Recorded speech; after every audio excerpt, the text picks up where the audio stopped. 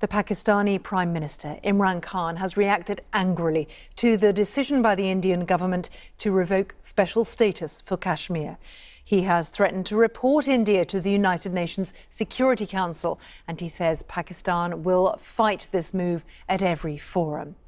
India says that the decision to remove special status is needed to ensure security.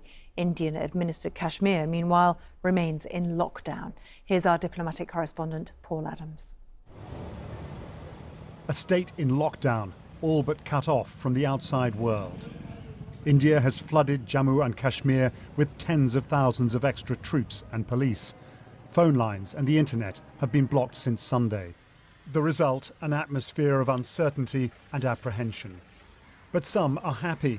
Among the state's non-Muslim minority, expressions of support for the government's bold move.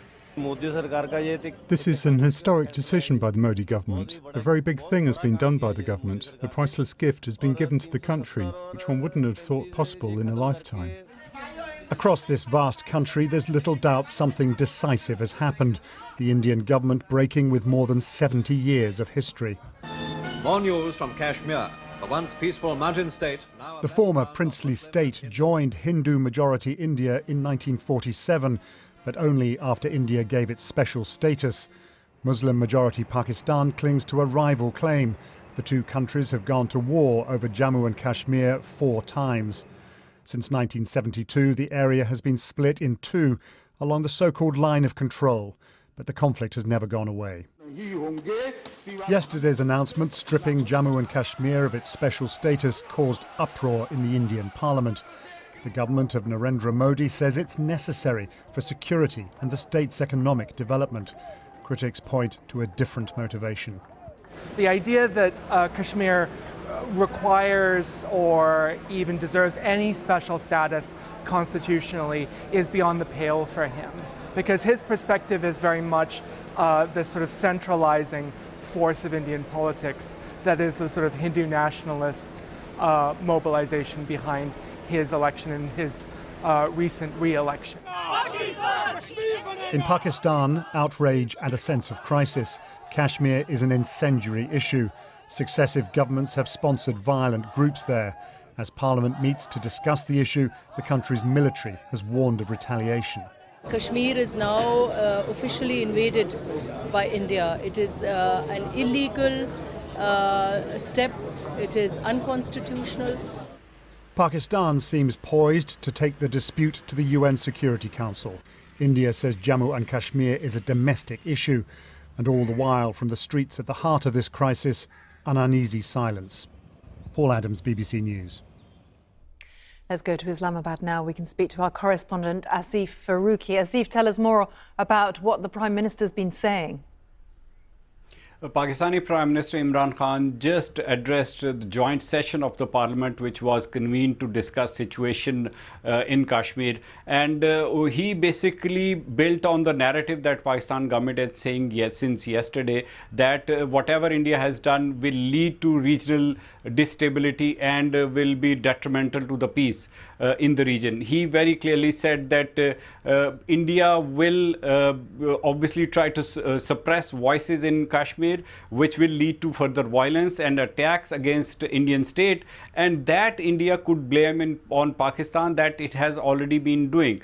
And at that point, Imran Khan was very clear in saying that if that happens and if India takes action against Pakistan this time around, it can lead to a conventional war between the two countries.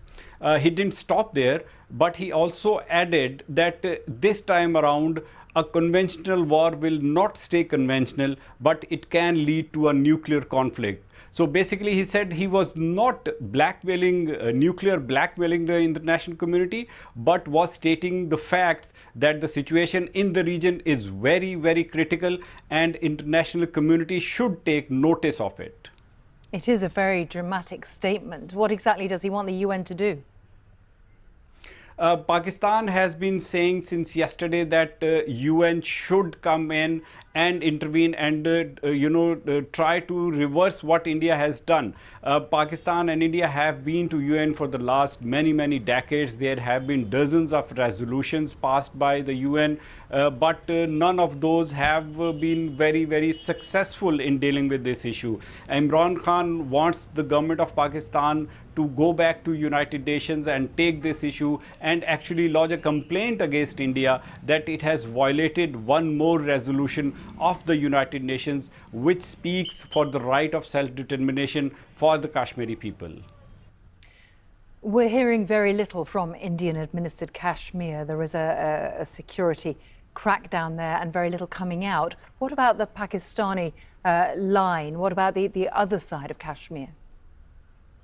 There have been protests since yesterday. As soon as the news was flashed on Pakistani television channels, there were protests in Pakistani side of Kashmir. The angry protesters were demanding that India should reverse this decision, and what they see it as an Indian conspiracy to change the demography of the state of Kashmir. As you know, that state is divided between India and Pakistan, largely Muslim state.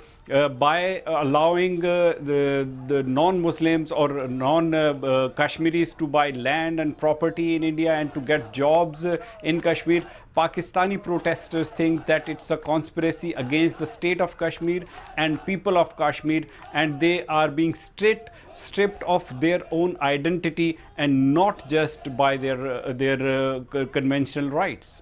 Asif Faruqi, thank you for bringing us right up to date from Islamabad.